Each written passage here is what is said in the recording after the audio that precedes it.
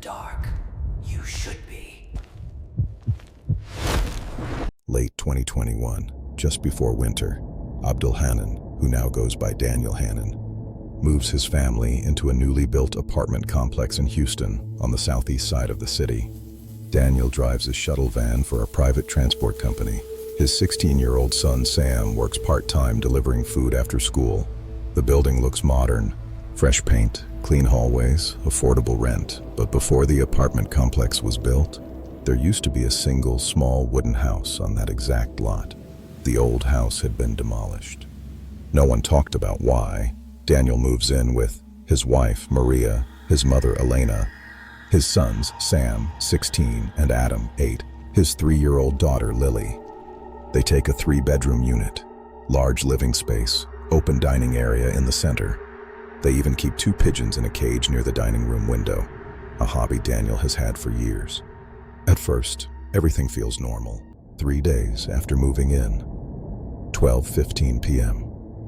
Adam is kicking a small foam soccer ball inside the apartment. The open layout makes it easy to run between rooms.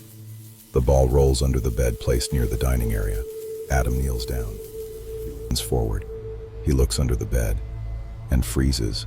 There's a child under there, about his age, completely naked, pale skin, big eyes, unnaturally red, staring directly at him, not blinking.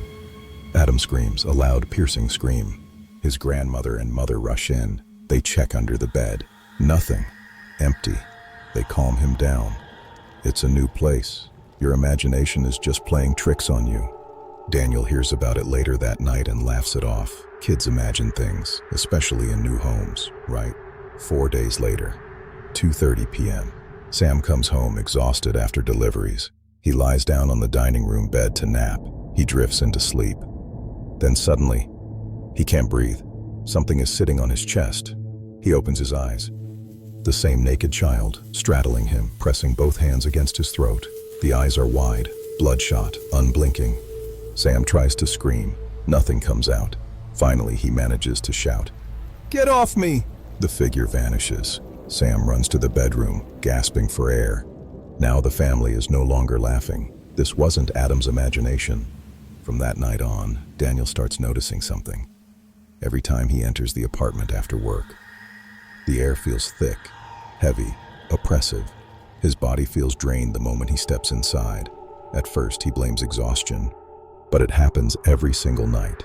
And now, both sons have seen something. Daniel makes a decision. He will sleep alone in the dining room. He wants to see it himself. 2:17 a.m. The pigeons suddenly start flapping violently inside their cage. Daniel wakes up. The room is dimly lit, near the open floor space. A child stands with its back turned, holding a soccer ball, dropping it, catching it, dropping it again. Daniel sits up slowly. All doors are locked, windows closed. "How did you get in here?" he whispers. "Who are you?" Without turning around, the child speaks. The voice is deep, rough, not the voice of a child. "I don't care who you are. This is my home. You leave. Take your children, or I won't ask again." Daniel's heart pounds. He grabs a cigarette from under his pillow, lights it. Looks up again. The child is gone.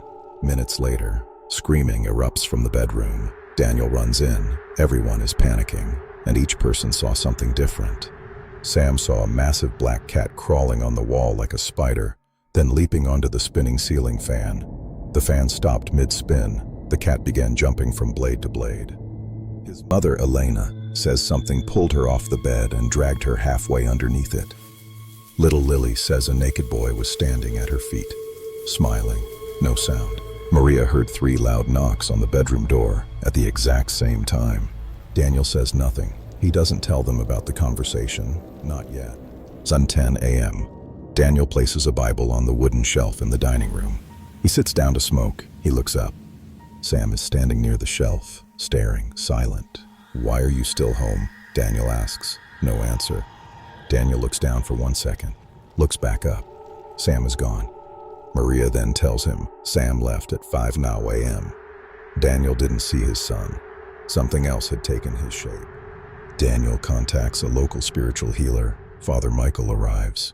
He steps toward the doorway and stops. He physically cannot enter. It feels like an invisible wall is pushing him back. He attempts a prayer. Nothing changes. He steps away.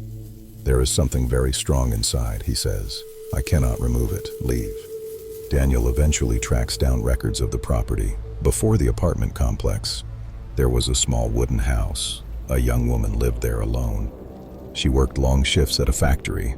She became involved with a man who practiced occult rituals. Neighbors whispered about strange activity. The woman became pregnant. The man disappeared. Ashamed and abandoned, she hanged herself inside that house. Months later, the building was demolished. Construction began, but something remained. That night, Daniel dreams of the child again. The same warning. Leave, or you will lose something you can't replace. He wakes up, goes to the bathroom, looks toward the small ventilation window. The naked child's face is pressed against it, smiling, eyes burning red. Leave. It vanishes instantly that morning. They pack. They don't argue about the deposit. They leave. Early 2022, new rental, different neighborhood. For months, peace. Then one night, 2 a.m. Daniel wakes up unable to move. A dark, hairy shape climbs onto him. He hears a woman crying outside near the trash bins. He feels his clothes being removed. When he looks, his shirt and shorts are neatly folded beside him. A whisper in his ear. Take the pillow. End her. For one moment, he almost does. Then he snaps out of it, turns on the lights. The crying stops. Later, they have the house blessed. The attacks stop. But sometimes, late at night, Daniel still hears a woman crying in the distance, and he wonders, did they leave it behind, or did it follow them? If you are not afraid of the dark, you should be. Tell me in the comments what you would do.